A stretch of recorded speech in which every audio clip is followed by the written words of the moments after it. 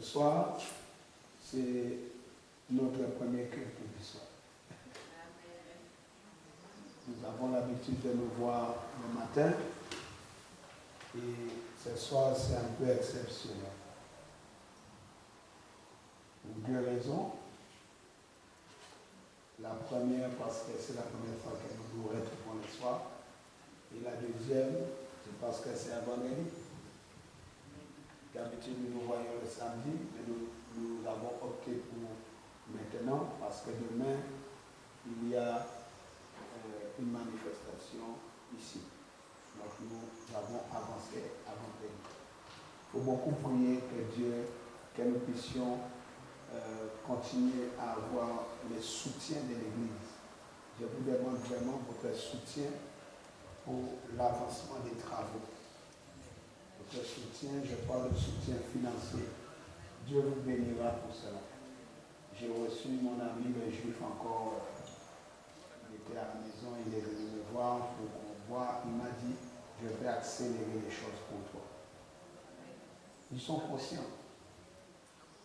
Ils sont conscients eux-mêmes. Il m'a dit, nous sommes en prière et nous avons pu tous les soirs, il me l'a dit, tous les soirs, il se pressait pour aller justement, tous les soirs, parce qu'il m'a dit que le Covid-19, la pandémie, les a beaucoup gênés parce qu'ils utilisent beaucoup la mutualisation, les gens ensemble, les réunions ensemble, et ça les a beaucoup gênés à cause du couvre-feu. Mais comme on a étendu à 23 heures, donc il m'a dit, il court pour qu'il puisse faire le culte, parce qu'il m'a parlé de Shabbat, de plein de choses, et il se voit tous les soirs. Bien aimé, ce temps-là, ce n'est pas un temps pour jouer. Nous, les enfants de Dieu, nous avons beaucoup de mal à discerner dans quel temps nous sommes. Ce n'est pas un temps pour jouer avec son salut, parce que plus que jamais, le Seigneur revient bientôt. Je vous le dis, ne regardez pas aux moqueries des gens, au comportement des gens. Défendez votre salut. Ce soir, le titre du message, c'est « L'homme moissonnera ce qu'il aura semé ». L'homme moissonnera ce qu'il aura semé. La Bible dit, et c'est écrit dans Galates 6, versets 7 à 9, que l'homme moissonnera ce qu'il aura semé. C'est une loi universelle. C'est un principe immuable de la parole de Dieu. Un principe immuable, c'est-à-dire quelque chose qu'on ne peut pas changer. On ne peut pas modifier cela. Ouvrons nos Bibles dans Galates 6. Nous allons lire ce qui est écrit à partir du verset 7 jusqu'au verset 9. Galates, chapitre 6, versets 7 à 9. La Bible dit, ne vous faites pas d'illusions. Dieu ne se laisse pas traiter avec mépris. On récolte ce que l'on a semé. Celui qui sème pour satisfaire ses propres désirs d'homme livré à lui-même récoltera ce que produit cet homme, c'est-à-dire la corruption. Mais celui qui sème pour l'esprit moissonnera lui ce que produit l'esprit, c'est-à-dire la vie éternelle. Verset 9. Faisons le bien. Vous entendez? Faisons le bien sans nous laisser gagner par le découragement. Opte toujours dans ta vie pour le bien. La Bible dit, pratiquez le bien. Et je dis, même quand on vous fait mal, même quand quelqu'un vous fait mal, pratiquez le bien. Parce que le bien que vous faites, c'est ce qui vous reviendra. Et le mal que quelqu'un fait, c'est ce qui lui revient. Des fois, on souffre beaucoup quand quelqu'un nous fait le mal, parce qu'on pense que, et c'est vrai, nous sommes humains, et quand on a mal, quand quelqu'un nous fait du mal, on souffre. Mais au-delà de la souffrance, il y a un niveau que nous devons cerner. C'est le niveau de la gloire de Dieu. Parce que la personne qui fait le mal pense que Dieu ne voit pas.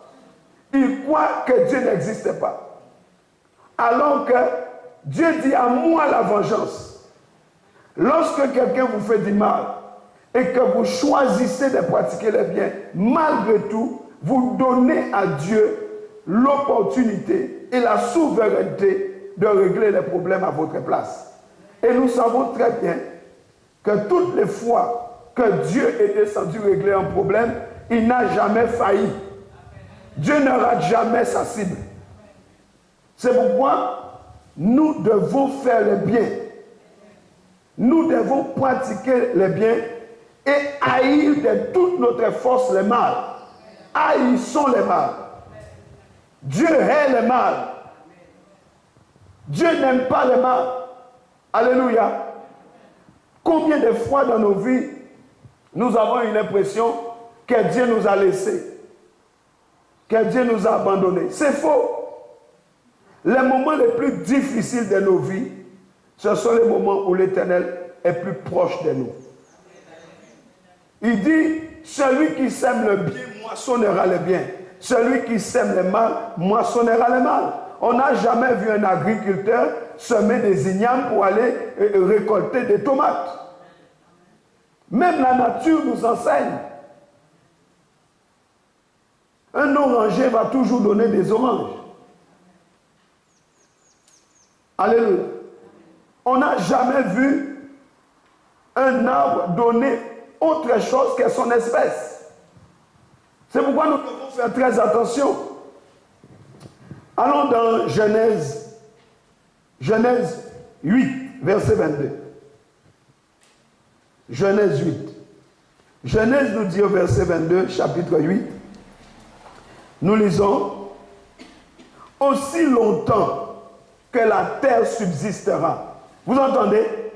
Aussi longtemps que cette terre-là demeurera, la Bible dit, semaille et moisson, froid et chaleur, hiver et été, jour et nuit ne cesseront jamais. Les gens s'inquiètent, les gens s'agitent. On parle des problèmes climatiques, on parle de toutes choses.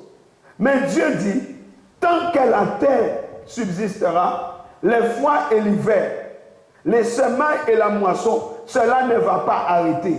Tu sèmes, tu moissonneras. Point trait. Pour que cela s'arrête, autrement dit, il faut que la terre s'arrête de tourner. Les jours où la terre va s'arrêter, il n'y aura plus de semailles, il n'y aura plus de moisson, il n'y aura plus d'hiver, il n'y aura plus de chaleur. Ces choses vont disparaître, mais lorsque la terre va s'arrêter, les jours viendront, mais pour le moment, la terre tourne. La terre tourne. Il y a le soleil, il y a la pluie, il y a le froid, dans certains pays, il y a l'hiver, il y a... Tant que la terre subsistera. Alléluia. 2 Corinthiens 9, verset 6. Il y a ton voisin, prends courage. Dis-lui, prends courage. Dis-lui, je te dis, prends courage. N'abandonne pas. Dis-lui ça sérieusement, n'abandonne pas. 2 Corinthiens 9, verset 6. Qu'est-ce que tu vois? Ne te fasse pas peur. 2 Corinthiens 9, verset 6. La Bible dit, rappelez-vous, semence parcimonieuse, maigre récolte. Semence généreuse, moisson abondante. Ça veut dire que Dieu nous mesure au poids de notre semence. Si prenons l'exemple de quelqu'un qui a un champ de canne. S'il met en terre 2 ou 3 ou 5 plants de canne, est-ce qu'il y aura un hectare planté de canne? Lorsqu'il arrivera au moment de la coupe, il sera étonné de voir que la moisson est maigre, parce que c'est ça qu'il a semé. Des fois, nous sommes dans l'utopie. Nous sommes dans l'imaginaire. Nous semons peu et nous croisons les bois, nous attendons une grande multiplication. Bien aimés, nous ne devons pas nous tromper nous-mêmes. Ce que l'homme sèmera, c'est ce aussi qu'il moissonnera. Alléluia. C'est un principe immuable, non changeable. Nos actes nous suivent. Tout homme, en parcourant les chemins de sa vie, va répandre une semence à chaque instant, à chaque pas. Tôt ou tard, cette semence qui va consister en pensée, en parole, en acte, cette semence va germer et va porter du fruit. Fais attention à ce que tu dis de ta bouche. Fais attention à ce que tu penses. Toutes ces choses, ce sont des semences qui vont tôt ou tard porter du fruit. Le temps de la récolte viendra tôt ou tard. La moisson est certaine. Personne ne peut y échapper. Personne. Il est possible que d'autres doivent récolter avec nous. Mais personne ne peut récolter pour toi ce que tu as semé. Personne ne récoltera à ta place. Et nous venons de lire Galates, Galates nous le dit. Alléluia. Mais il y a une chose que nous devons comprendre aussi, c'est que nous pouvons répandre notre semence dans 2 terrains. Et ces 2 terrains sont foncièrement différents. Les domaines de la chair et les domaines de l'esprit. Certains s'imaginent qu'ils peuvent semer pour la chair et récolter une moisson spirituelle. C'est une aberration. D'autres, après avoir semé pour l'esprit, sont déçus de ne pas récolter une abondante moisson matérielle. On est déçus. Alléluia. La récolte, nous devons savoir qu'elle est de la même nature que la semence. Je l'ai dit, on sème des tomates, on moissonne des tomates. La récolte est de même nature que la semence. Et j'en veux pour exemple Jacob. Pour obtenir la bénédiction par ruse, il a menti à son vieux père Isaac. Mais plus tard, qu'est-ce qui s'est passé?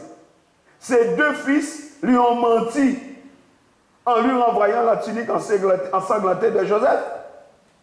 On lui a fait la même chose. Jacob avait profité de ce que les yeux de son père étaient affaiblis au point de ne plus voir pour se faire passer pour son frère Isaïe. Vous vous en souvenez? Plus tard, lui-même, il a été trompé par Laban, qui lui a donné Léa, l'a méprisé au lieu de Rachel, à la faveur de l'obscurité de la nuit. En plus, il s'est marié avec Léa le soir. Il n'a même pas vu qu'il avait épousé une femme qu'il n'aimait pas. Il aimait Rachel, mais le papa lui a donné Léa. Et tout s'est passé la nuit. Et il n'a même pas vu que ce n'était pas la femme qu'il aimait qu'il a épousée, mais l'a méprisée. Bien aimé, non seulement la récolte est de même espèce que les Sémaïtes, mais on récolte beaucoup plus qu'on ne sème. Ça, il faut faire attention. On récolte beaucoup plus qu'on ne sème. Vous mettez, regardez, un grain donne un arbre. L'arbre va donner beaucoup de fruits. Et vous comptez 10 grains, ça donne 10 arbres. 20 grains, 20 arbres. 200 grains, ça peut donner 200 arbres. Mais sur ce terrain-là, lorsque viendra la récolte, il faudra plusieurs personnes pour récolter autant de... regardez les vignes. Quand c'est la saison des vendanges, il faut beaucoup de personnes. Pourquoi? Parce que ça s'est multiplié. Ce que je suis en train de dire, c'est que Jacob a dit un mensonge et ses deux fils sont venus à lui avec un mensonge décuplé. Le peuple d'Israël au désert a aussi récolté une moisson multipliée. L'incrédulité des 40 jours de reconnaissance du pays par les envoyés du peuple s'est soldée par 40 années dans le désert. Jusqu'à ce que cette génération périsse. Nombre 14, 34, vous lirez cela. Vous savez que 2 seulement sont sortis dans le désert. Josué et Caleb. Tout le reste sont morts pendant 40 ans dans le désert. C'est pourquoi nous ne devons pas mépriser les avertissements que nous donne la parole de Dieu. Ne méprisez pas les avertissements. Étudiez-les, écoutez-les, entendez-les, car les temps dans lesquels nous vivons sont des temps difficiles. Personne ne sait ce qui va se passer dans 5 minutes, dans 10 minutes, demain, dans un mois, dans un an. On souhaite seulement, on espère seulement. Et on dit, on espère que les choses iront mieux. Si tu n'as pas Dieu dans ta vie, tu vas faire quoi? En venant, j'ai vu qu'il y avait un accident. Quand j'ai vu ça, j'ai dit, mon Dieu, je disais ça à mon fils, j'ai dit, mon Dieu, je ne sais pas ce qui est arrivé à cette personne. Je prie Dieu que l'Éternel mette sa main et que cette personne-là soit en vie et ne soit pas mis en pièces. Mais je ne sais pas ce qui s'est passé. J'ai vu qu'il y a un poteau coupé. Mais cette personne-là, certainement, c'est quelqu'un qui avait un projet. C'est quelqu'un peut-être qui a appelé sa mère, qui a appelé son épouse, ses enfants, qui a appelé, si c'est une femme, elle appelle son mari, elle appelle sa mère en disant « j'arrive ». Mais elle n'est pas arrivée. La voiture a coupé un poteau, mais elle avait peut-être une personne ayant un projet, une personne qui voulait peut-être, qui était attendue par quelqu'un quelque part. Elle vient de dire « j'arrive », mais elle n'est pas arrivée. La course s'est arrêtée sur un poteau électrique. Bien-aimés dans le Seigneur, écoutons les avertissements du Seigneur. Alléluia. Ne méprisons pas les avertissements de Dieu.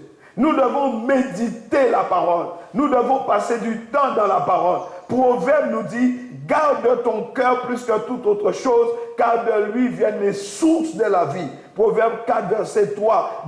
De ton cœur viennent les sources de la vie. La Bible dit encore que nous ne devons pas nous appuyer sur nous-mêmes. Dieu mesure le degré de nos responsabilités par rapport à sa parole, par rapport à ses avertissements. Il mesure le degré. Alléluia. Alléluia. Nous devons nous poser la question, et chacun d'entre nous, moi y compris, nous devons nous poser la question, dans quel état se trouve notre verger? Nous sommes là ce soir. Dans quel état se trouve notre verger? Est-ce que notre verger est envahi de ronces, est envahi d'épines? Est-ce que notre verger est productif ou alors aride?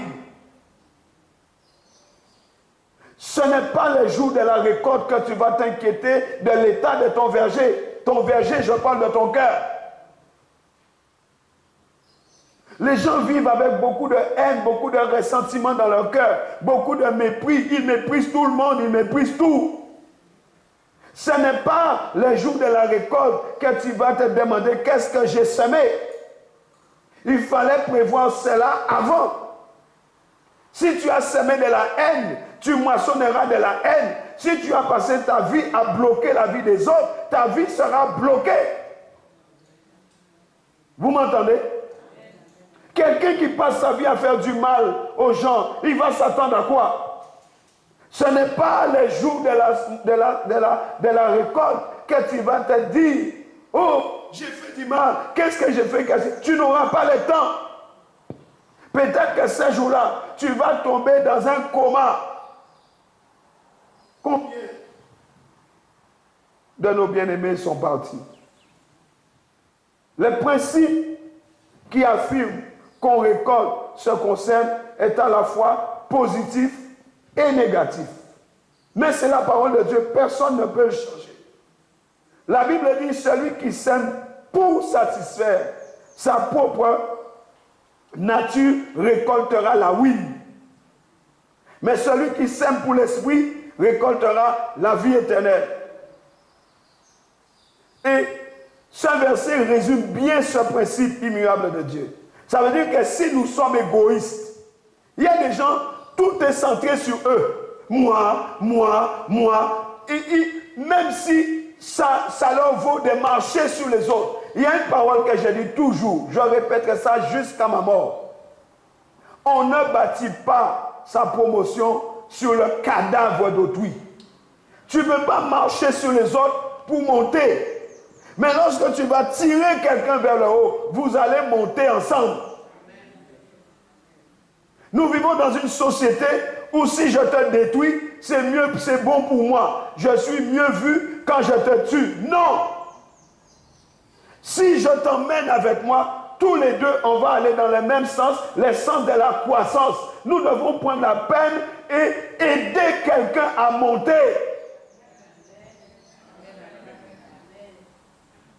Nous devons aider les autres. La Bible dit, faites les biens, soyez en paix avec tout le monde, autant que cela dépend de vous. Si vous pouvez faire le bien à quelqu'un et que vous ne le faites pas, vous péchez. Et je dirais même plus, c'est une abomination. Avoir la capacité d'aider quelqu'un et de ne pas le faire. Même la loi, même la justice condamne quelqu'un qui agit avec non-assistance en danger. Eh oh. Est-ce que nous sommes ensemble? Si nous sommes égoïstes, si nous sommes orgueilleux, si nous sommes injustes, pécheurs, et que nous nous confions en notre propre force pour être sauvés, nous semons pour satisfaire notre nature propre. Tout tourne autour de nous. Nous devenons les nombrils du monde. Nous serons détruits. Tandis que si nous semons, si nous sommes bons, nous sommes désintéressés. Il y a des gens qui font des choses pour toi simplement pour que tu te souviennes que c'est eux qui t'ont aidé. Nous devons aider les gens de manière désintéressée. Si tu viens m'aider, ça veut dire que j'ai besoin d'aide, tu viens m'aider. Mais ne me mets pas un marteau sur la tête en disant, souviens-toi que je t'ai aidé. Eh bien, garde tes affaires pour toi. Beaucoup de gens aident d'autres personnes, mais pour que les gens soient redevables envers eux. Nous devons aider les gens de manière désintéressée. Je t'aide, tu ne me dois rien. Je te soutiens, tu ne me dois rien. Je ne te mets pas un couteau sous la gorge parce que je t'ai aidé pour que tu dises demain, ah, il m'a aidé, je lui dois. Non, tu ne me dois rien, je t'ai aidé, point parce que ça me plaît de le faire. C'est ça, de manière désintéressée. La générosité, être généreux. Et nous dépendons de Dieu pour notre salut et pour tous nos besoins. Nous semons pour l'esprit et nous récoltons de Dieu pour notre salut, pour tous nos besoins. Nous semons pour Dieu, nous récoltons pour Dieu. Notre récompense, c'est lui. Nous faisons du bien, notre récompense, c'est Dieu. Alléluia. Croire en Jésus et rechercher la piété, c'est semer pour l'esprit. Si nous semons pour satisfaire notre propre nature, en dépendant de nous-mêmes et de notre propre capacité à faire le bien sans l'aide de Dieu, nous ne récoltons que la mort. Tu ne peux pas être ton propre Dieu. Nous ne sommes pas le Saint-Esprit, nous ne sommes pas Jésus, nous ne sommes pas Dieu. Qu'elle en croit ou pas, on ne peut pas changer ces choses. Tandis que si nous mettons notre confiance en Jésus-Christ, nous récolterons la vie éternelle. Son amour est un terrain fertile. L'amour ne fait point de mal. Hello? L'amour ne fait point de mal. Et Dieu nous exhorte, par amour, à faire preuve de discernement. Plus que jamais, nous devons avoir le discernement des temps. Les fils d'Isaacar avaient le discernement des temps. Ils pouvaient discerner dans quel temps nous sommes. Même nous avons du mal à discerner dans quel temps nous sommes. Allons dans Job 4, verset 8. Job, chapitre 4, verset 8. Job, chapitre 4, verset 8, nous lisons. D'après ce que j'ai vu, les artisans d'iniquité et ceux qui sèment le malheur en moissonnent les fruits. Voyez? Si nous semons du blé, ne nous attendons pas à récolter des tomates. Les enjeux sont spirituels et s'appliquent aussi bien à la famille qu'à la société ou à l'Église.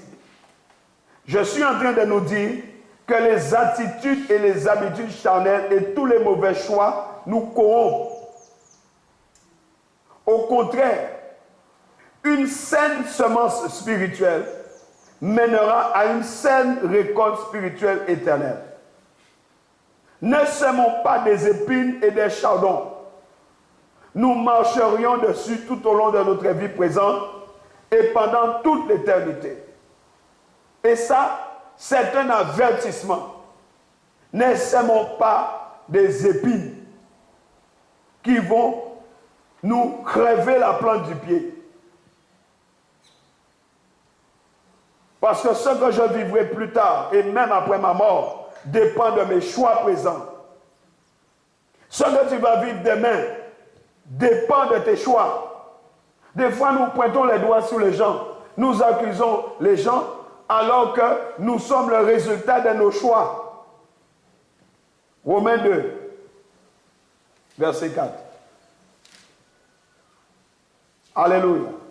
Romains 2, verset 4.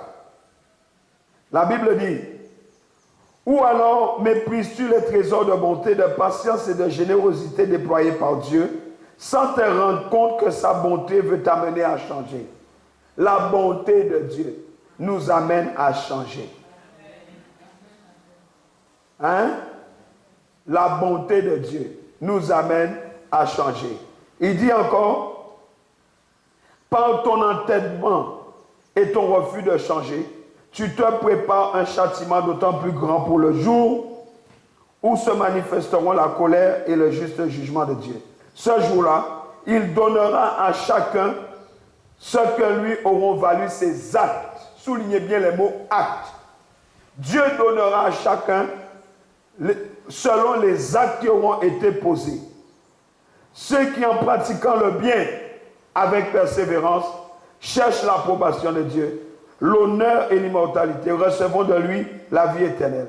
Mais à ceux qui, par ambition personnelle, repoussent la vérité et cèdent à l'injustice, Dieu réserve sa colère et sa fureur.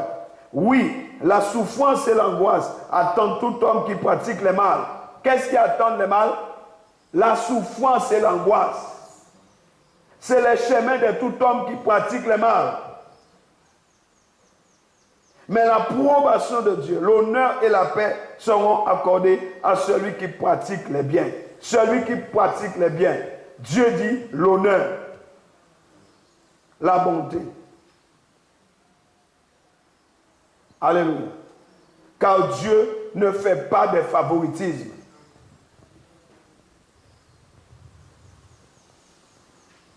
Ne vous y trompez pas. L'homme moissonnera ce qu'il aura semé. La question, c'est d'où viennent les erreurs. Les erreurs viennent de l'extérieur, d'une part. Nous avons nos traditions humaines, nous avons les mauvais esprits, nous avons des hommes bien, nous avons des hommes mal intentionnés. Il y a des gens mal intentionnés, comme il y a des gens qui ont de bonnes intentions, comme il y a des mauvais esprits, comme il y a des traditions. Ah, chez nous c'est comme ça, chez nous c'est comme ça, chez nous. Comme les Galates, dans Galates 5, verset 7, nous sommes empêchés d'obéir à la vérité. Car bien des questions fascinantes envahissent des fois nos pensées. Et nous raisonnons.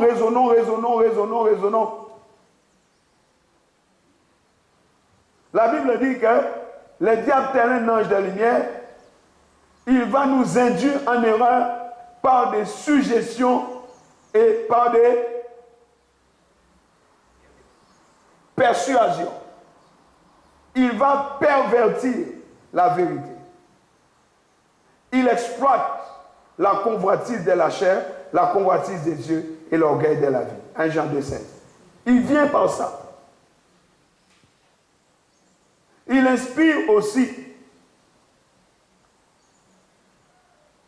des faux enseignements. La Bible dit, ils garderont la forme extérieure de la piété, mais ils en renieront la puissance. De Timothée 3,5. Ils rabaissent les exigences de Dieu au sujet de la repentance, de la foi, de la fidélité, de l'obéissance, de la sanctification. Et il va introduire quoi? Un culte volontaire et d'humilité, des bonnes œuvres, mais des choses qui ne sont pas, qui n'ont pas une bonne assise. Quant à l'intérieur, la Bible dit, si quelqu'un pense être quelque chose alors qu'il n'est rien, il s'abuse lui-même. Galates 6, verset 3. Il dit encore, la Bible dit encore, elle dit, pratiquez la parole et ne l'écoutez pas seulement en vous abusant par de faux raisonnements. Jacques 1, 22. Apocalypse 3, 17. Le cœur est tortueux par-dessus tout et il est méchant. Qui peut le connaître? Jérémie 17, verset 9. Combien de résolutions que nous avons prises avec fermeté, mais qui n'ont pas tenu une journée? Est-ce que nous sommes ensemble? J'ai dit combien de résolutions tu as pris avec fermeté, mais ça n'a pas tenu une journée. Le cœur nous trompe, car il ne sait pas tout. Dis, mon cœur ne sait pas tout. Le cœur ne cesse de convoiter, et parce qu'il refuse de purifier sa conscience, il ne cesse de convoiter. Notre cœur ne sait pas tout. Hello? Je suis en train de mettre l'accent aussi sur l'importance de nos choix. Dites les choix. Dites encore les choix. Même un choix ponctuel détermine nos progrès dans le temps et pour l'éternité. Les choix que tu fais maintenant là, les choix que tu fais ce soir-là, déterminent ton progrès ou ton échec. C'est pourquoi, et je le répète, la Bible dit, garde ton cœur plus que toute autre chose. De ton cœur viennent les sources de la vie. Proverbe 4, 23. Impossible d'influencer la trajectoire de la balle après avoir tiré. Vous comprenez? Ce n'est pas possible d'influencer la trajectoire d'une balle quand vous avez tiré. Ce n'est pas possible. Alléluia. Demain, nous ne modifierons pas la moisson semée. Nous n'échapperons pas aux conséquences. Quoi qu'on essaie de faire, grâce à Dieu, les choix le plus décisifs pour notre éternité sont au plus vil des incroyants jusqu'à la fin. Regardez, ce malfaiteur à la croix qui est devenu un être spirituel parce que son cœur a rejeté ce qu'il était et compris ce qu'il devait être. Jésus lui a dit, aujourd'hui même tu seras avec moi où? Dans les paradis. Il a reçu de Dieu la révélation de Jésus, de son destin. Se tournant vers son Sauveur, il a demandé sa miséricorde. Il est passé des ténèbres à la lumière et de la mort à la vie. Et sa situation a changé. Il n'y a aucun progrès sans un bon choix et une bonne décision de cœur. Vous comprenez? Il n'y a aucun choix, aucun progrès sans une bonne décision de cœur et un bon choix. L'importance de nos choix, même anodins, ces choix ont des conséquences. Des fois, nous faisons des choses et nous prenons ça à la légère. Nous faisons des choix et nous prenons ça à la rigolade. Un peu de folie l'emporte sur la sagesse et sur la gloire. Ecclésiaste 10, verset 1. Un peu de folie. Combien de paroles prononcées à la légère nous reviennent en pleine figure? Nos yeux convoitent et nous oublions que nous péchons en les faisant. Par négligence ou par résistance au péché. Une brèche dans un bateau peut couler les bateaux. Alléluia. Un fil tenu, un fil mauvais peut constituer un lien très fort quand il est enroulé plusieurs fois autour d'un corps. Tu prends le fil comme ça, tu casses. Je t'enroule avec, tu es incapable de t'en sortir. Parce que plusieurs mois. La répétition des petits péchés, apparemment insignifiants, finit par nous asservir et par dévorer notre vie spirituelle. Petit, petit, petit, petit d'un gros. Chaque mot, chaque pensée, chaque acte, apparemment temporaire, peut avoir des répercussions graves. Alléluia. Alléluia. Et cela nous reviendra de la manière dont cela a été sémé. Cela nous reviendra de la manière dont cela a été sémé. Même nos discussions sont enregistrées. Et nous les entendons encore rejouer quand nous nous trouverons devant Dieu. Je vous l'ai dit, le diable fait un relevé d'informations. Si l'information est incomplète pour toi, pour Dieu, c'est complet. Même limité, les conséquences de nos choix sont illimitées. Vous mettez une petite graine, ça donne un immense arbre. Une action ponctuelle peut provoquer de grands et durables résultats. Dans le bien comme dans le mal. Alléluia. Regardez les gens qui boivent. Un verre de trop fait toute la différence sur la route. Mais un choix selon Dieu va bénir votre vie et celle des autres personnes. L'Éternel ne considère pas ce que l'homme considère. L'homme regarde à ce qui frappe les yeux, mais l'Éternel, lui, il regarde au cœur. 1 Samuel 16, verset 7. Bien-aimés, les bons choix sont la source de notre bonheur. Déterminez-vous pour des bons choix. Nos choix, même pris dans l'ignorance, ne nous innocentent pas. Les gens pensent que parce que je ne savais pas, donc rien ne va se passer. Telle voie paraît droite devant un homme, mais à la fin, c'est la voie de la mort. Proverbe 14, verset 12. Nous pouvons beau plaider, ignorer que l'eau était infectée, le résultat ne changera pas. Tu veux beau plaider que le fruit est empoisonné, que le repas est empoisonné, ça ne changera rien. Notre ignorance au sujet du péché que nous commettons ne nous décharge pas de la culpabilité, ne nous délivre pas de ses conséquences. Vous entendez? Vous entendez? Et on aime ça, hein? Je ne savais pas. Comme si, lorsqu'on dit je ne savais pas, c'est fini. La question encore, c'est quels sommes-nous? Autrement dit, quel genre de graine je suis par mon comportement? Suis-je égoïste? C'est toi qui le sais. Suis-je généreux? C'est toujours toi qui le sais. Autoritaire, conciliant, c'est toujours toi. Décourageant, encourageant, méchant, amer, agaçant, bon, courtois, apaisant, c'est à vous de donner la réponse. Est-ce que nous travaillons de manière diligente ou de manière négligente? C'est à nous de dire. Mais la Bible dit, maudit soit celui qui fait avec négligence l'œuvre de l'Éternel. Jérémie 48, 10.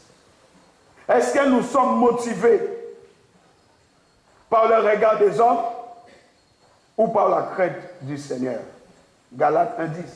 Qu'est-ce qui te motive dans l'église? Qu'est-ce qui te motive? Quand tu viens dans l'église, pourquoi tu viens? Quand tu veux travailler dans le service de Dieu, quelle est ta motivation? Te faire voir la compétition, montrer que tu es meilleur que les autres, ou bien tu le fais parce que tu crains Dieu? Si tu crains Dieu, ton attitude va l'éprouver. Dieu dit, si je suis Père, où est l'honneur qui m'est dû? Alléluia. Nous devons faire attention aux portes que nous ouvrons par nos plaisanteries, nos vaines plaisanteries. Des choses qui polluent l'esprit. Nous devons faire attention à ce que nous regardons, nos lectures douteuses. Mes paroles sont-elles accompagnées de grâce et assaisonnées de sel ou de mensonges et d'exagérations et de faux témoignages? Est-ce qu'il m'arrive de penser une chose et de dire autre chose et de faire encore une autre chose? Suis-je un homme, une femme de parole? On me donne une mission, on me donne un but à atteindre, on me dit, bon voilà, tu vas faire ça. Est-ce que je le fais par respect à la personne qui m'a donné la mission ou je change les choses en cours de route? Est-ce que j'utilise ma Bible à ma convenance? À des questions directes qui me coincent, qu'est-ce que je réponds? Est-ce que je réponds comme craignant Dieu ou je réponds gonflé d'orgueil parce que je suis monsieur et madame, je sais tout? Comment jugeons-nous? Comment mesurons-nous les autres? Où est notre trésor? Où sont concentrées nos pensées toute la journée? Nos pensées sont ailleurs toute la journée. Et quand on vient ici, on joue aux chrétiens. On est très spirituel quand on vient là. Mais tes pensées, il y a 5 minutes, étaient où? Tu étais sur ton portable tout à l'heure là, en train de raconter des conneries. Maintenant, tu arrives là, tu es très spirituel. Et en quoi? Dieu dit, vous vous trompez vous-même. Nos pensées se baladent toute la journée, à droite, à gauche. Et puis, on se rappelle qu'à 5 heures, je dois venir au culte. Bien-aimé, Matthieu 6, 21, tu vas lire. Est-ce que nous nous repentons sincèrement? Est-ce que nous plaçons notre confiance en Jésus-Christ au fond de toi? Au fond de toi, est-ce que ta repentance est sincère? Au fond de toi, est-ce que tu places ta confiance en Jésus ou tu es en train de jouer?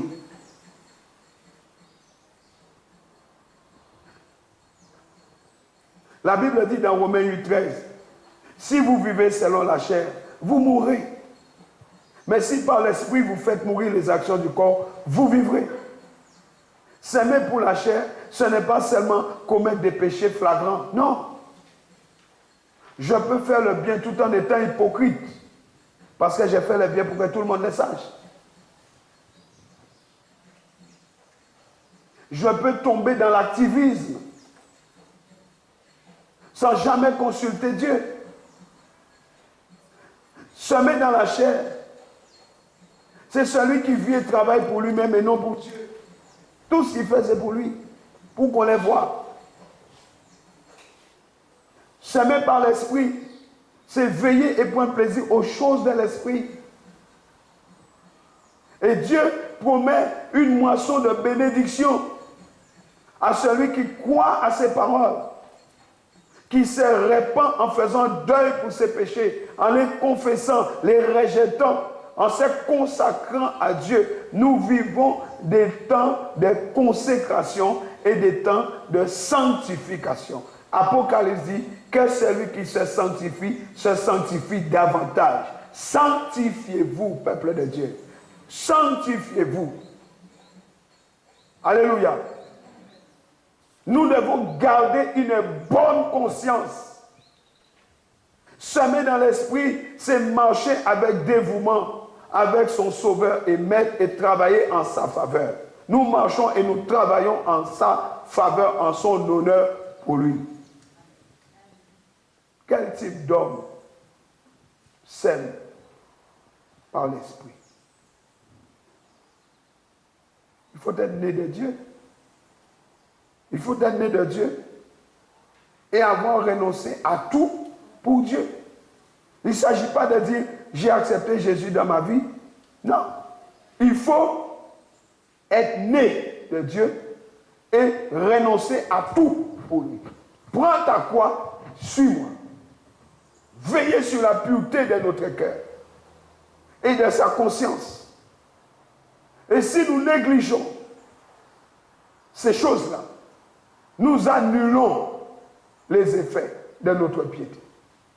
Nous attristons et nous éteignons l'Esprit de Dieu. Éphésiens 4, verset 30 à 31. Notez cela. Éphésiens 4, 30, 31. Notez aussi 1 Thessaloniciens 5, 19. Beaucoup de gens raidissent leur nuque devant les reproches. Acte 7, 51. On n'aime pas ça. On ne l'accepte pas. Mais c'est pour notre malheur que nous le faisons. Nous avons des alibis pour dissimuler notre culpabilité. Dieu n'a pas le temps avec nos excuses. Nous nous inventons des excuses pour couvrir nos bêtises. Nous devons nous compter sur la grâce de Dieu, non sur nos efforts personnels. Nous n'avons pas résisté jusqu'au sang.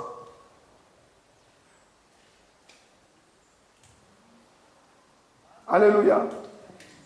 Le péché cesse d'être un style de vie pour le croyant né de nouveau. Mais malheureusement, il y a des chrétiens qui mentent comme ils respirent. Pourquoi le péché cesse d'être notre style de vie? Tout simplement parce que la sémence de Dieu demeure en nous. 1 Jean 3, 9. Dit la sémence de Dieu demeure en moi. Donc le péché ne peut pas être notre style de vie. Comment s'aimons-nous? Comment on s'aime? Pour s'aimer, il faut déjà préparer la terre. Il faut préparer la terre. 1 Corinthiens 3, 9. Il faut préparer la terre. 1 Corinthiens 3, 9. Car nous travaillons ensemble au service de Dieu. Et vous, vous êtes le champ qu'il cultive, ou encore, vous êtes l'édifice qu'il construit.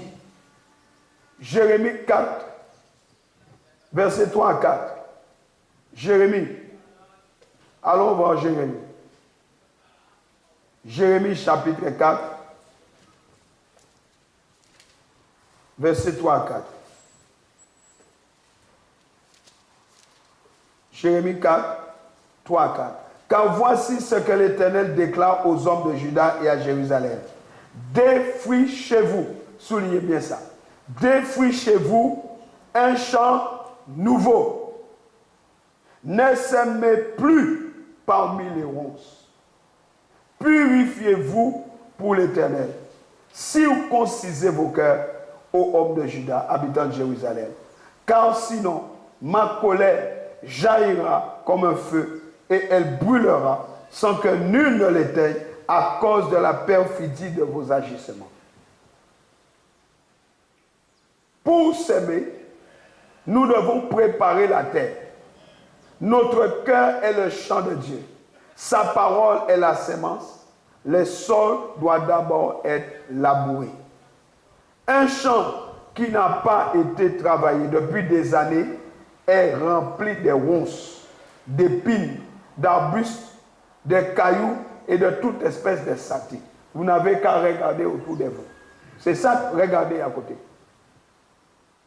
Toute espèce d'arbuste, toute chose se développe là où la terre n'est pas soignée. C'est pourquoi la Bible dit, défrichez-vous un champ nouveau. Ça veut dire, rendez propre à la culture.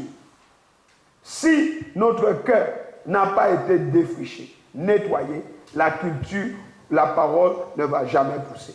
Parce que la parole est une sémence. On ne peut pas s'aimer la parole de Dieu dans un terrain sale. Le terrain, les champs doivent être rendus propres à la culture. Et cela parle de la repentance, un changement de mentalité, un changement d'intention. Et pour que cela se fasse, il faut labourer les champs. Et en labourant les champs, on ouvre la terre. Vous avez déjà vu un tracteur dans un champ? Le tracteur doit ouvrir la terre, retourner la terre avec la charrue. Pas de repentance, la sémence est perdue. Même les oiseaux peuvent passer et dévorer la sémence. Bien-aimés, Jésus est venu comme une sémence nouvelle de vie et de puissance. À la croix, il a vaincu le diable. Il a englouti toute sémence d'iniquité, toute sémence de malédiction. Jésus, c'est le grain de blé de Dieu. Il est mort. La Bible dit que le grain de blé doit d'abord mourir. Il est mort. Il a été englouti. Et en étant englouti, il a englouti avec lui toute sémence d'iniquité, toute sémence de malédiction. Jésus a tout emmené avec lui. Alléluia. Jésus-Christ, le grain de blé de Dieu, il a tout entraîné dans cette mort. Toutes les sémences du péché, leurs conséquences. Et dans sa résurrection, il est devenu la nouvelle sémence de vie. Pour tous ceux qui ont foi en lui. 1 Corinthiens 5, 7. Faites donc disparaître tout vieux levain du milieu de vous, afin que vous soyez comme une pâte toute nouvelle. Puisqu'en fait, vous êtes sans levain. Car nous avons un agneau pascal qui a été sacrifié pour nous, le Christ lui-même. Vous voyez, nous sommes une pâte nouvelle. Jésus est cette nouvelle sémence. Nous sommes cette pâte nouvelle. Vous comprenez? C'est pourquoi, dans sa résurrection, il est devenu cette pâte. Et nous devons circoncire nos cœurs. La responsabilité de la circoncision, c'est nous. Je vous l'ai expliqué hier par la grâce de Dieu. La sémence de Dieu, c'est sa parole dans nos cœurs. Mais pour que cette parole ait un impact, notre cœur, notre champ doit être retourné, labouré. Si nous devons préparer la terre, nous préparons la terre pour la sémence. Ça veut dire que nous devons semer dans la bonne terre. Matthieu 13, 23. L'ensemencement spirituel est fait avec des larmes et selon la justice. La Bible dit dans le Psaume 126, versets 5 à 6, ceux qui sèment avec larmes moissonneront avec chant d'allégresse.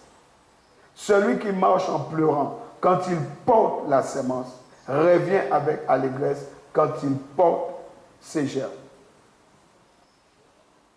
Ne comptons pas grandir en Christ sans nous immerger de manière sérieuse dans sa parole. Tu ne peux pas grandir si tu ne plonges pas dans sa parole.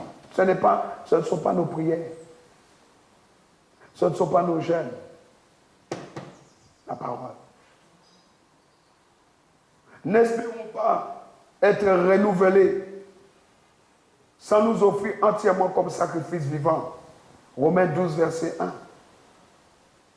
N'espérons pas un témoignage efficace sans mettre notre vie en ordre. Tu veux un témoignage efficace, ta vie est un désordre monumental. Matthieu 5, 19.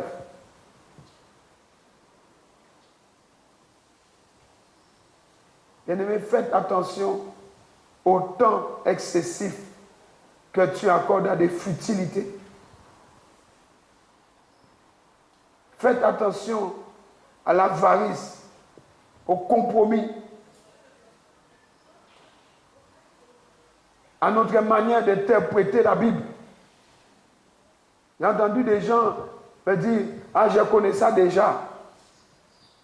Je connais ça déjà, mais il faut voir la manière.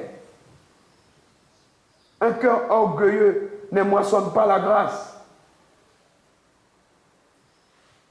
Si nous sommes constamment infidèles et résistants aux réprimandes de Dieu, est-ce que l'Esprit de Christ peut travailler en nous?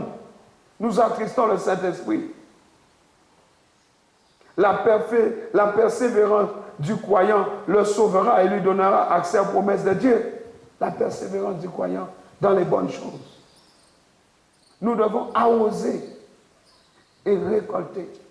Tu mets la semence en terre. La semence doit être arrosée pour récolter. Les semences ont besoin d'eau, sinon elles dessèchent et meurent.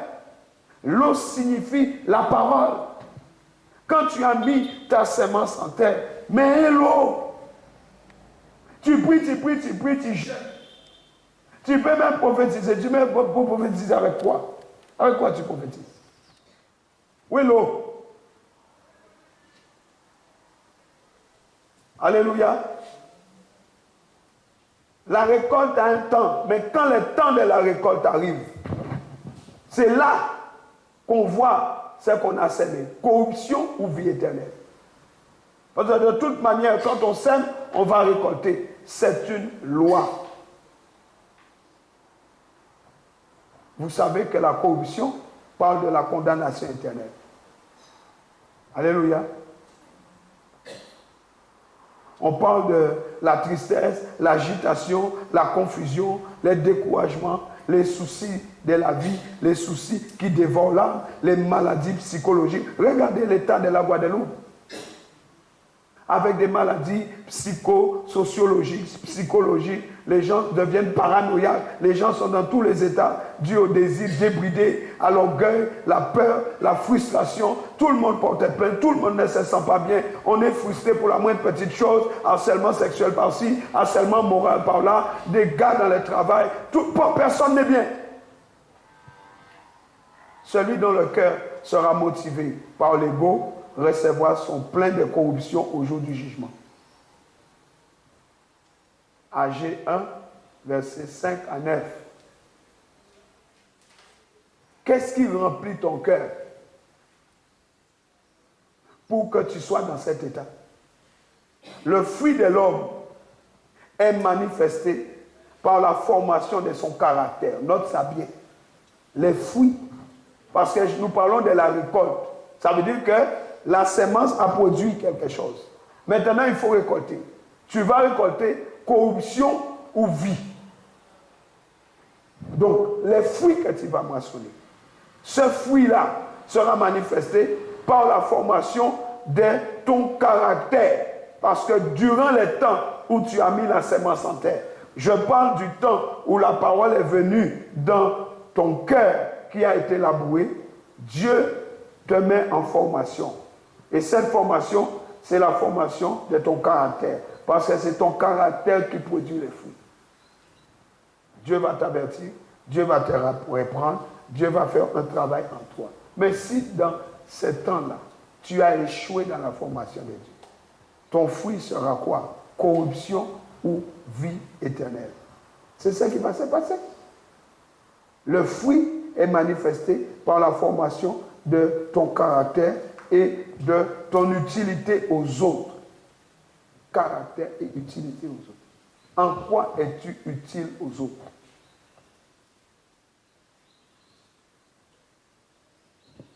Parce qu'on croit qu'on va récolter dans l'âge à venir le fruit de ses péchés parce que Christ l'a récolté sur la croix pour le compte du croyant. Écoutez-moi bien. Bien aimé, un péché non confessé demeure. Vous entendez? Vous entendez? Si ce n'est pas confessé, ce n'est pas confessé.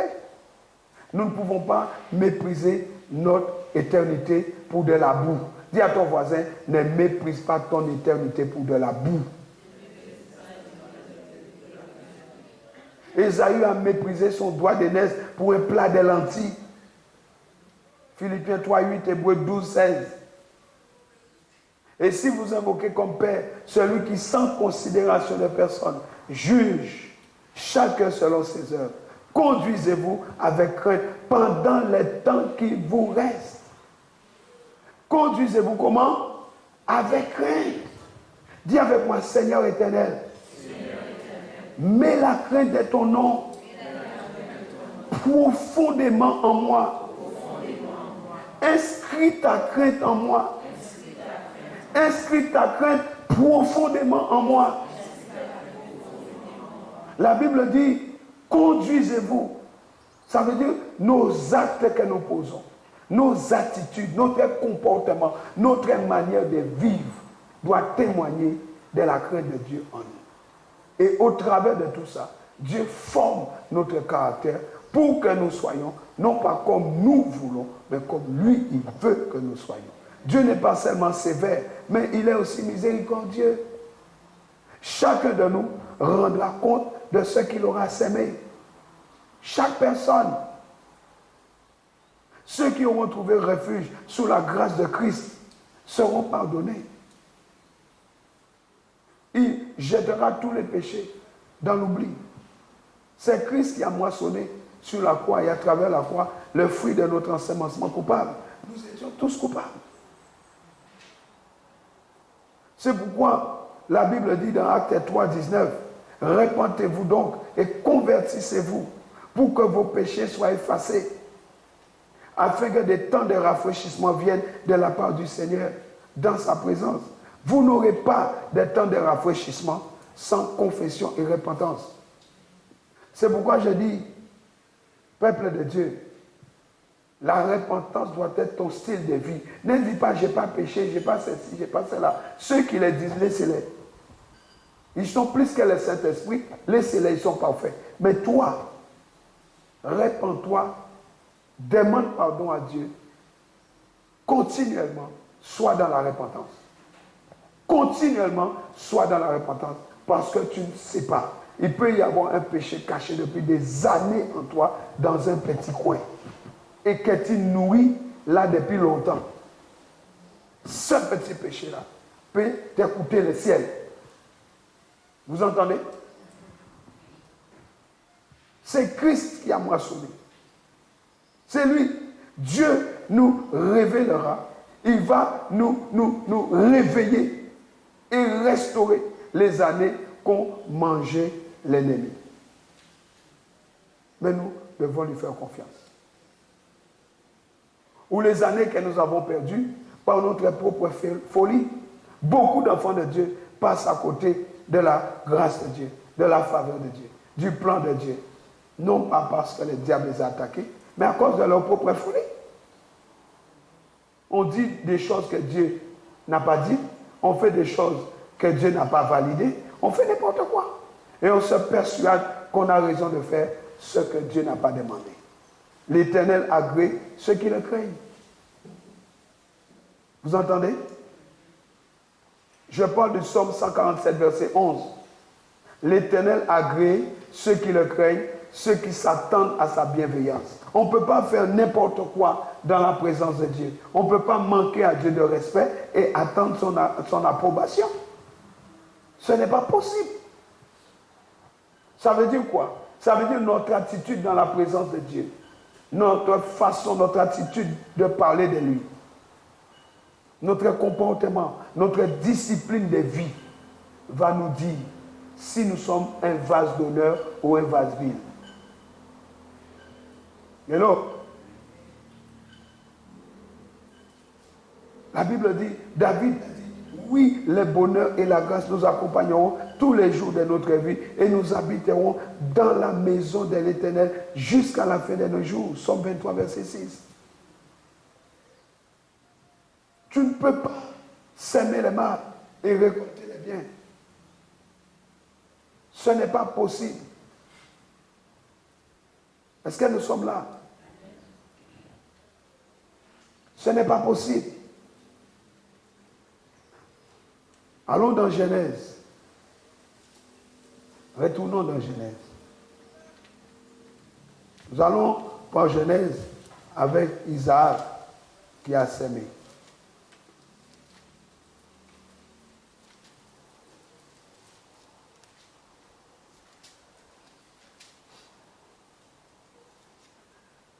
Dieu est un Dieu de grâce.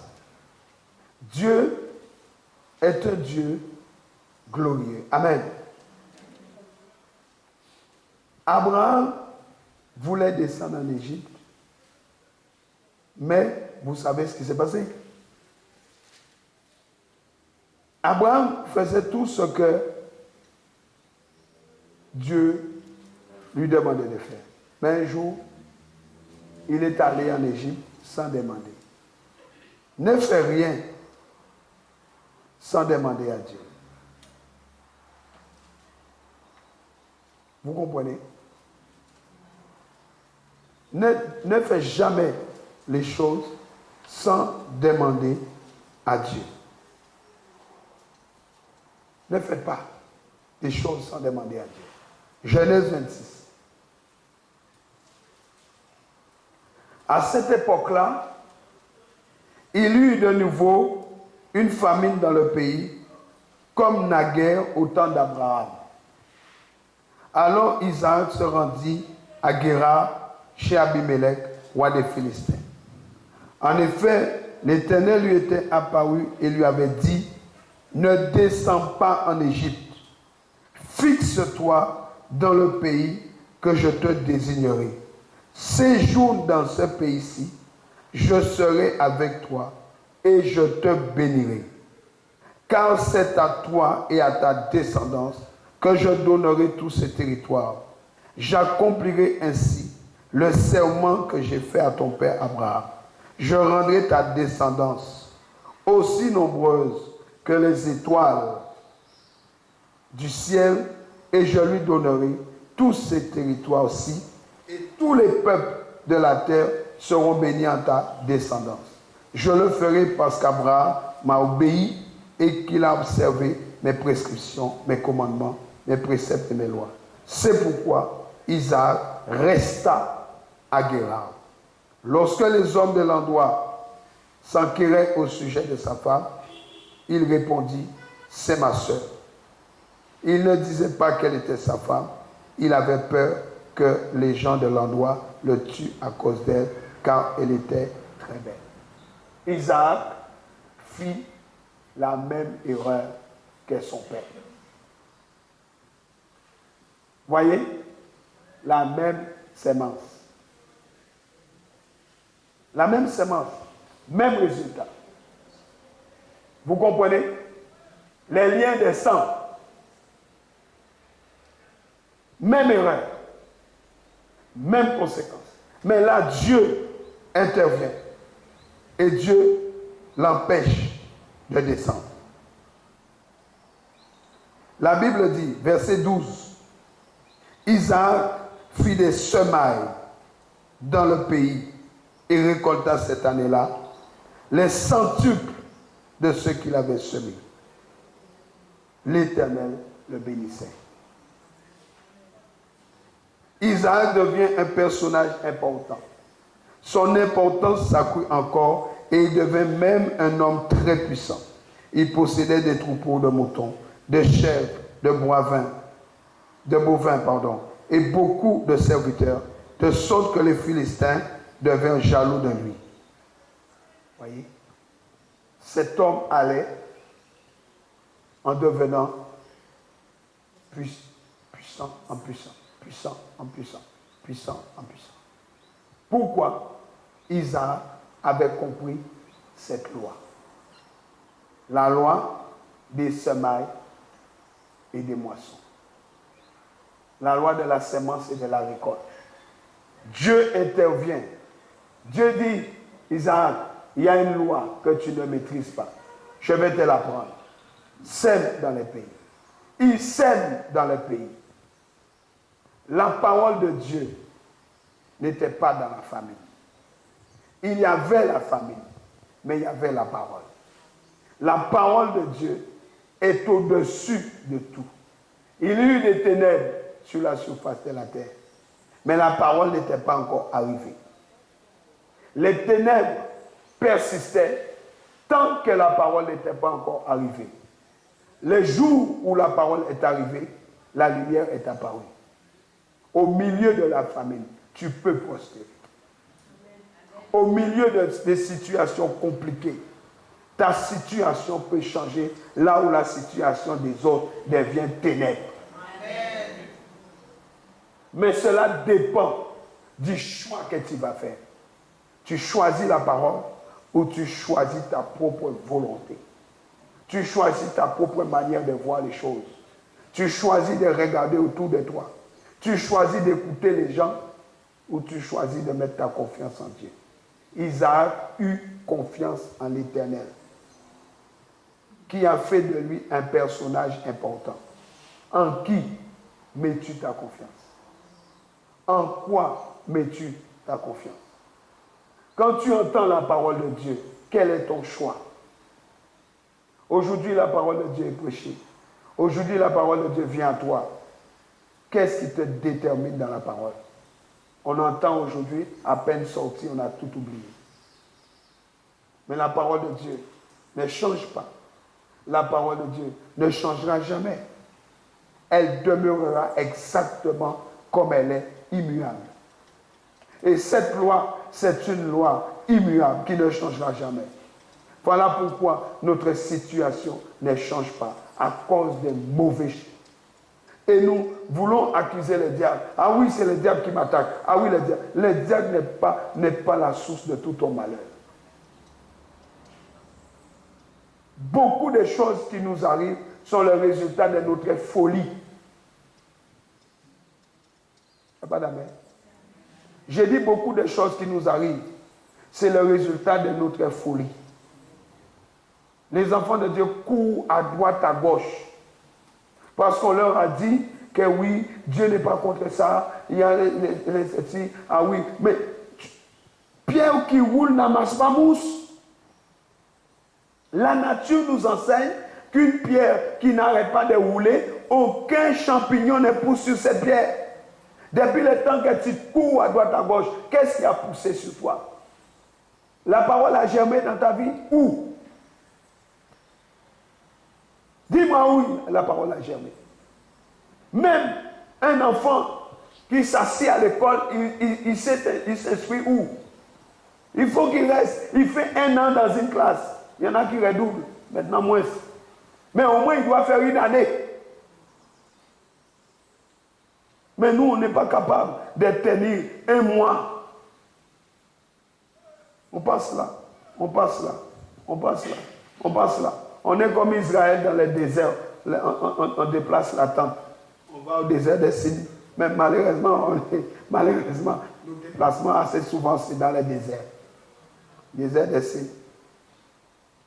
Désert de ceci. Désert de cela. Mais depuis quand tu dis à ton voisin, tu n'es pas fatigué de rester dans le désert? Dis-lui ça. Dis-lui ça, tu n'es pas fatigué? Même Dieu a dit, tournez-vous. Même Dieu, il a dit, tournez-vous, sortez de là.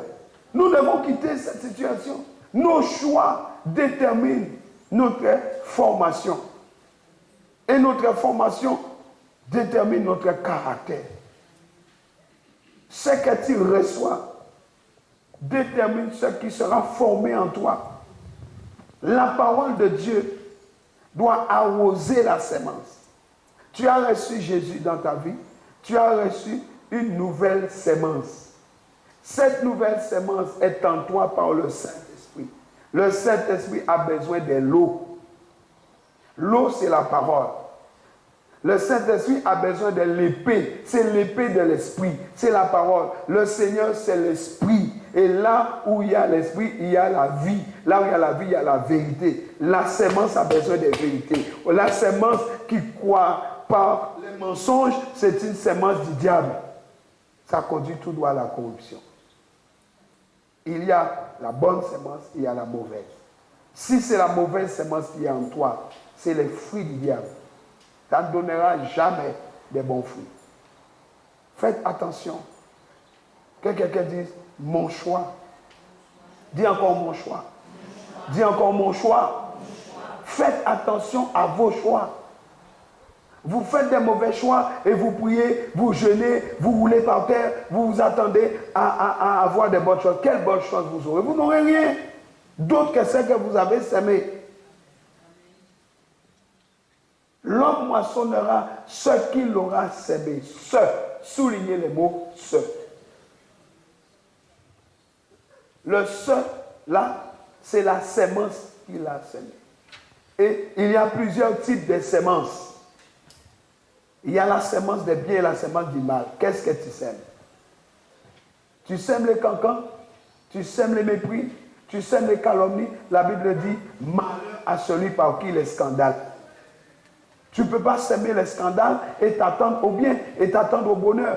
Le bonheur, tu as perdu le bonheur. Tu as perdu le fait d'être heureux. Tout simplement parce que ta sémence n'est pas bonne. Les produits, toute sémence conduit à un produit. Mais entre la sémence et la récolte, il y a un temps. Tu dois discerner ce temps-là. Pendant le temps que tu as semé et le temps que tu vas attendre la récolte, qu'est-ce que tu fais?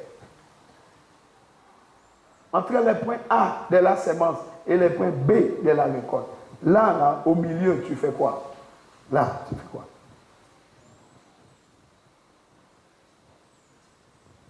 Il faut l'arroser. Mais au lieu de l'arroser, qu'est-ce que tu fais? Cancan. Tu n'es pas là. Tu n'es pas là. Je te donne la sémence. Je te libère la sémence. Tu reçois la sémence. Tu écris. Après, tu pars par là. Tu as oublié. Tu pars encore de l'autre côté. Tu as oublié. Mauvais élève. Et le jour de l'évaluation, tu as 0, 1,5, 0,5. Pourquoi? La leçon n'a pas été maîtrisée. Ce n'est pas pour le pasteur, c'est pour toi. L'évaluation, tu as échoué parce que tu n'as pas osé ta sémence. Et les jours que les autres commencent à moissonner, et tu es là en train d'attendre, toi aussi tu veux récolter. Mais tu vas récolter quoi? Parce que le jour de la récolte, qui est là? Les anges. Les anges passent, ils bénissent, ils bénissent, ils bénissent, ils bénissent, en fonction de la sémence. Mais toi, tu n'as jamais semé. Dieu n'est pas fou. Dieu est juste. Dieu ne fait exception de personne. Il y a un prix à payer. Dis à ton voisin, il y a un prix à payer. Il y a un prix à payer. Avec les principes, il faut payer les prix du principe. Jésus, je vous l'ai expliqué, Jésus s'est dépouillé. Et en se dépouillant, il s'est dépouillé de sa chair. Il a pris toutes nos souffrances, toutes nos iniquités. Il a tout pris dans sa chair. Les coups de fouet, les insultes, les mépris, les calomnies. Il prenait tout ça dans sa chair parce que c'était la loi de la substitution. Il prenait tout et il nous substituait à en compte sa propre vie. Il prenait nos malheurs, il prenait nos offenses et en contrepartie, nous recevions sa vie. Donc, c'était ça le dépouillement de Jésus de ces manteaux-là. Et c'est pourquoi il dit, je leur ai donné ma gloire. Ce manteau-là, j'ai expliqué, c'est un manteau de gloire. Il a enlevé cela pendant qu'il aspirait nos souffrances, nos iniquités, nos mépris. Il aspirait notre mal-être, toutes ces choses. Et en contrepartie, nous étions en train de recevoir sa vie. Les manteaux de gloire. Et lorsque nous avons reçu cela, Jésus a dit dans Jean 17, Père, je leur ai donné ma gloire, afin qu'ils voient ma gloire. Et tout le monde a été revêtu de ces manteaux-là les jours où nous avons accepté Jésus. Ça, c'est le manteau de la paix. Je vous l'ai expliqué. C'est le manteau de la paix. Et Jésus-Christ, il est devenu cette sémence nouvelle en nous. Et il est venu habiter en nous par le Saint-Esprit. Et il dit maintenant que nous devons arroser la sémence. Et le champ, c'est notre cœur. Mais cette sémence-là ne peut pas être effective si notre cœur n'a pas été laboué. C'est pourquoi Proverbe 4:23 dit, garde ton cœur. Parce que chaque fois que notre cœur est sale, il y a interférence avec la sémence de vie. Le diable, qu'est-ce qu'il fait? Il injecte en nous des mauvaises pensées. Il nous tente. Il injecte en nous des suggestions. Et ça rentre dans notre conscience. Et ça devient de l'autosuggestion. Et nous commençons nous-mêmes à nous répéter les mal que Satan nous a injectés. Nous répétons ces choses. Je n'y arriverai pas. Parce qu'il te l'a dit. Ça ne marchera pas. Parce qu'il te l'a dit. Dis-moi que c'est le Saint-Esprit qui te l'a dit. Dis-moi que le Saint-Esprit, tu priais, le Saint-Esprit est venu te dire, non, le projet que tu fais là ne marchera pas. Dis-moi que c'est lui qui t'a dit ça. Mais c'est ce que tu dis de ta bouche. Je ne le ferai plus. Je n'irai pas. Je n'irai pas à l'église aujourd'hui. Je n'irai pas en prière aujourd'hui. Dis-moi que c'est le Saint-Esprit qui t'a dit de ne pas aller à l'église. Dis-moi que c'est le Saint-Esprit qui t'a dit d'aller à Bastel visiter une église. Dis-moi que c'est lui. Dis-moi que c'est lui. Et pourtant, on le fait. Et on le fait, attention, au nom de Jésus. Dis encore, mes choix déterminent mes récoltes. Dis encore, mes choix déterminent mes récoltes. Les mauvais choix vont t'amener toujours à des mauvaises récoltes. Que personne ne te trompe, ni toi-même. Revoyons nos choix. Bien-aimés dans le Seigneur, revoyons nos choix. Parce que quand tu as choisi, tu as sémé. Nous sémons par la pensée. Nous sémons par nos attitudes. Nous sémons par nos comportements. Revoyons nos choix, s'il vous plaît. Nos choix ne sont pas des bons choix. On se trompe nous-mêmes en persuadant que Dieu nous a dit ce qu'il ne nous a pas dit. Dieu est fidèle à sa parole. Il ne changera pas. Sa parole est immuable. Toutes choses passeront, mais ma parole demeurera éternellement. Dieu ne changera pas. Arrêtons de nous persuader que Dieu nous a dit ce qu'il n'a pas dit. Arrêtons de nous persuader que Dieu a semé ce qu'il n'a jamais semé. Isaac a semé dans le pays. Il y avait la famine. Mais Isaac a semé dans le pays. Pourquoi? Isaac avait confiance. Tu ne peux pas s'aimer sans confiance en Dieu. Si tu sèmes, c'est qu'il y a quelqu'un qui t'a donné la semence. Et s'il y a quelqu'un qui t'a donné la semence, on l'appelle le semeur. Et la Bible dit que le semeur, c'est l'Éternel. Si Dieu te donne la semence, fais-lui confiance. Tu n'as même pas confiance dans les semeurs. Est-ce que nous sommes ensemble? Nous n'avons pas confiance dans les semeurs. Le semeur n'est pas un homme. C'est Dieu qui avait donné la semence à Isaac. Isaac eut confiance en l'Éternel. Il a semé. Est-ce que tu as confiance en Dieu? La Bible dit, sème ton pain à la surface de l'eau. À la fin, ça te reviendra. Mais malgré ça, on ne s'aime pas. Pourquoi? Parce que notre mentalité n'est pas en accord avec la parole. Il faut ramener tes pensées dans l'alignement. Ton poteau est trop décalé. On n'est pas dans l'alignement avec la parole de Dieu. On n'est pas dans l'alignement. Frères et sœurs, il faut ramener nos pensées, nos mentalités, nos attitudes, nos comportements dans l'alignement. On n'est pas en harmonie avec la parole. On n'est pas en harmonie. Nous devons les reconnaître. C'est pourquoi nous devons revenir dans une profonde repentance, mais pas une repentance pour une repentance sincère avec Dieu. Il est temps d'arrêter de faire du cinéma dans les églises. Il faut arrêter. Il faut arrêter. Il faut s'asseoir et se laisser enseigner par le Saint-Esprit. Arrêtons de jouer à toutes sortes de choses que Dieu ne nous demande pas. J'expliquais hier encore, quand je parlais de la 9e clé qui est le manteau, je disais que tout le monde, à partir du moment qu'on a reçu le Seigneur, qu'on est né de nouveau, on a reçu un manteau d'appel. Et je vous ai expliqué que Élie est allé voir Élisée. Élie a jeté, il n'a pas déposé, il a jeté sur Élisée un manteau. Mais je vous ai dit, est-ce que Élie a repris le manteau? Vous m'avez dit non. Effectivement, il n'a pas repris le manteau qu'il a jeté sur Élisée. Il lui a dit, pense à ce que je t'ai fait.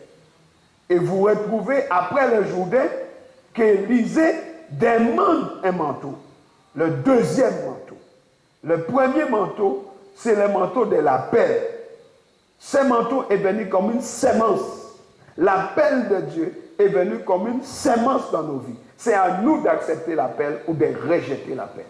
Nous acceptons l'appel, le Saint-Esprit vient en nous et il amène ces manteaux de gloire. Mais ces manteaux peuvent être souillés par nos péchés, nos comportements, etc. Mais il y a un deuxième manteau que Dieu relâche sur nous. Et c'est Dieu qui donne ces manteaux.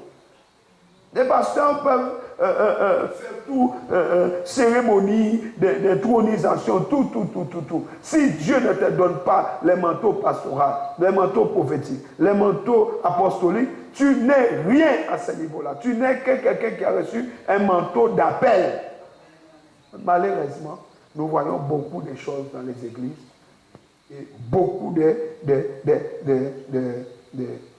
tragédies où des gens sont mal dans leur peau parce qu'ils ont été blessés par des prophéties ou des doctrines, beaucoup de choses. Les gens sont mal dans leur peau parce qu'ils n'ont pas reçu la vérité.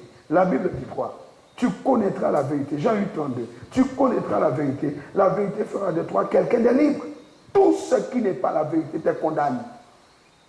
Tout ce qui n'est pas la vérité te met en prison. Ton âme est en prison. Tes pensées, tout, tu ne seras jamais bien là où il y a une mauvaise prophétie sur ta vie. La Bible dit, la prophétie édifie, exhorte. Quand tu reçois quelque chose et que tu te sens mal, tu n'as pas la paix, pose-toi la question, par quel esprit tu la reçois? Mais vous ne comprenez pas ces choses. Vous courez à droite, à gauche, vous courez à droite. Restez tranquille. Ésaïe 30:15. Restez tranquille. Dieu a dit à Israël dans la mer Rouge, pourquoi vous vous agitez? À Israël, marchez, ne courez pas, marchez. Si on lâche un chien derrière toi, je suis sûr que tu ne vas pas marcher. Tu ne vas pas marcher.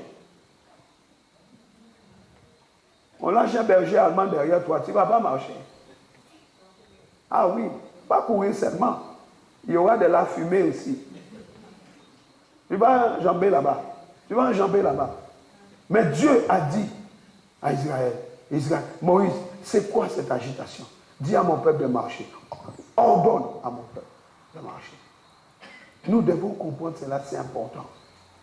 Nous devons comprendre cela. Dieu, c'est Dieu qui donne ces manteaux-là.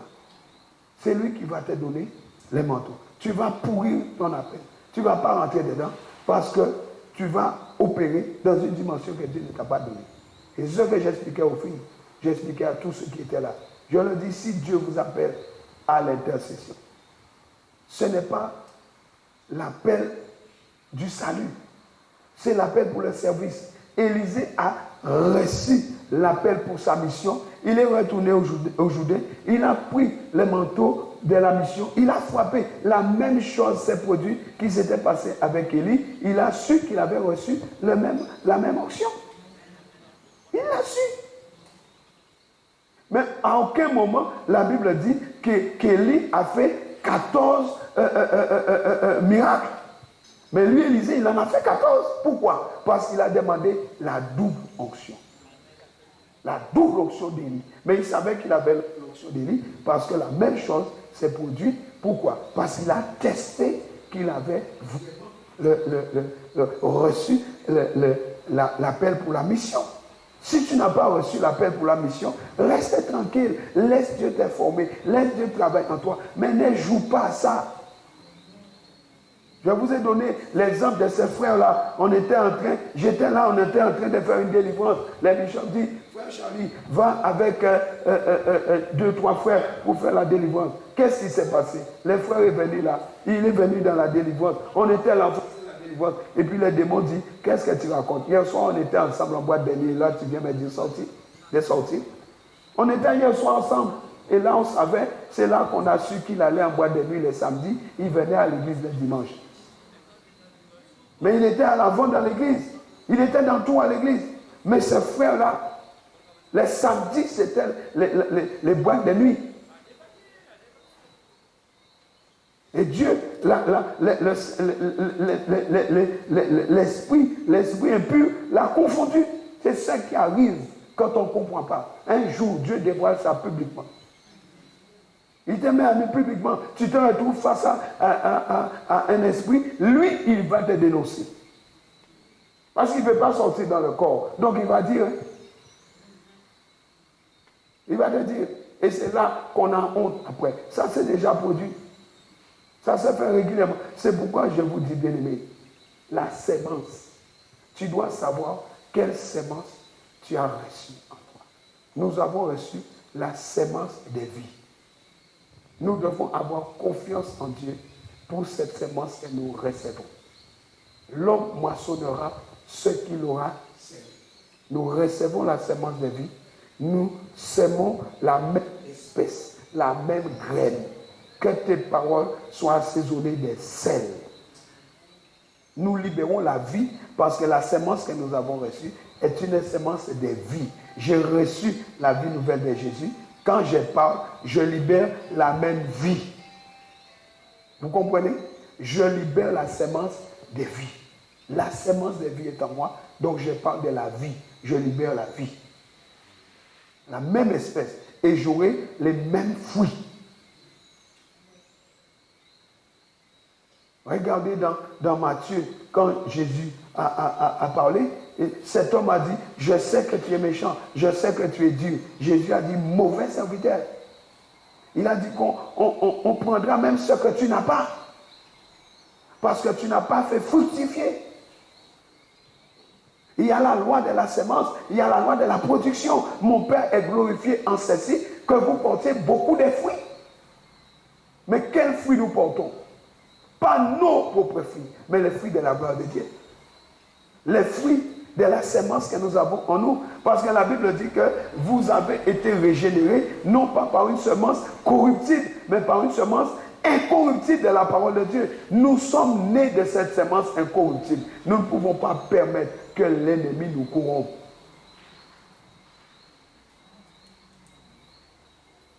Nous avons en nous la sémence de vie. Puisque cette sémence est en nous, cette sémence doit développer.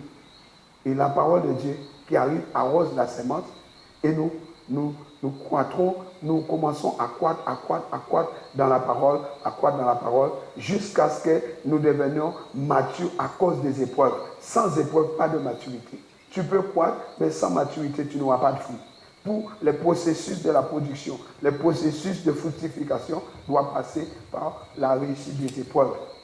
Si tu ne réussis pas les épreuves, tu n'auras jamais. Tu vas être un arbre qui grandit inutilement, qui occupe un champ inutilement, ça ne sert à rien. Tu ne serviras à rien sans fruit. Mon Père est glorifié en ceci, que vous portiez beaucoup de fruits. Mais pour porter beaucoup de fruits, il faut aussi passer par les épreuves. Est-ce que ça va? Est-ce que ça va? La loi de la semence. Il n'y a pas de récolte sans semence. Mais l'homme moissonnera ce qu'il aura semé. Si tu ne sèmes pas, ne t'attends pas à la moisson. La semence est en toi, mais c'est à toi de s'aimer. C'est bizarre, hein, ça? C'est bizarre. J'ai reçu la semence de Christ, mais la Bible me dit, je dois s'aimer. Ce n'est pas seulement s'aimer les offrandes, la dîme. C'est ce que tu sèmes dans ta propre vie, dans la vie de tes enfants, dans ta famille, quand tu reçois la parole, dans la vie de qui tu sèmes. Si tu veux voir les fruits dans la vie de tes enfants, sème ce que tu as reçu en eux. Jacob a béni ses enfants. Si tu ne sèmes pas, tu ne moissonneras pas. C'est ce qui est écrit. L'homme moissonnera ce qu'il aura semé. Tu veux le bonheur, sème le bonheur. Tu ne sèmes rien dans la vie des autres et tu veux le bonheur dans ta vie. Ça veut dire que si je veux la multiplication dans ma vie, je dois semer la multiplication dans sa vie. Si je dois semer je veux le bonheur, je dois semer le bonheur. Vous comprenez ces versets? L'homme moissonnera exactement ce qu'il sème. Si tu sèmes la méchanceté, tu sèmeras la méchanceté. Si le mal, pour reprendre Job 20, tu te délectes du mal en nommant les noms des gens, les noms des pasteurs, les noms des serviteurs, les noms des églises partout, tu sèmeras exactement tout ce que tu as dit. Il t'arrivera comme tu as fait. Dieu dit, je te ferai comme tu as fait.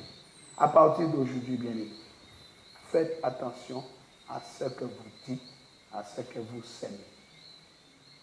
Faites attention, je vous en supplie, à ce que vous semez. Ne semez pas le mal. Ne vous trompez pas vous-même par de faux raisonnements qui vous poussent à faire de mauvais choix. Discernez ce que vous faites. Est-ce que ce que je vais faire va faire du mal à ma soeur? Non, je ne fais pas. Est-ce que ce que je vais faire va porter préjudice à mon frère Rosan? Non, je ne le fais pas. Parce que je sais quel est le résultat que ça va produire. Pourquoi je le fais? Est-ce que ce que je vais dire va porter problème à ma soeur? Non, je ne le fais pas. J'ai le choix de ne pas le faire. Dans la Bible, il y a un oui, il y a un non. Est-ce que mon comportement pose problème à ma soeur? Je règle mon comportement. Est-ce que mon attitude dérange? Je règle mon attitude. Pourquoi je vais continuer à avoir une attitude arrogante pour déranger tout le monde, nuire à tout le monde, alors que je connais que ça va faire du mal à ma soeur? Pourquoi je vais le faire? Pourquoi je vais continuer à avoir ce comportement qui va nuire à mon prochain? Pourquoi je vais continuer à parler de la sonde? Où est le sel? C'est à moi de régler le problème. Parce que c'est moi qui sème. C'est moi qui vais récolter. La Bible ne dit pas ce que tu sèmes, c'est l'autre qui récolte. La Bible, c'est toi. Tu peux dire une parole qui me blesse. Mais ne t'inquiète pas. Je peux souffrir aujourd'hui. Mais tu vas moissonner ce que tu vas dire. Je n'ai pas besoin de te le dire, de forcément retour à l'envoyeur, tôt ou tard tu vas maçonner, parce que tu vas maçonner ce que tu as dit.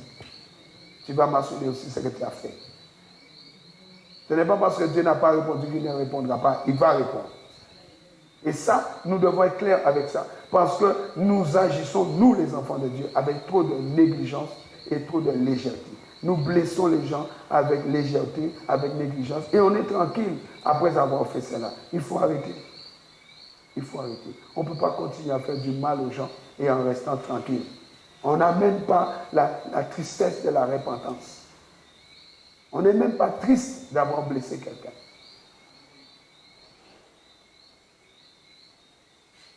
Le mauvais choix peut conduire à la mort. Faites attention. Déterminez-vous pour des bons choix. Pratiquez les biens.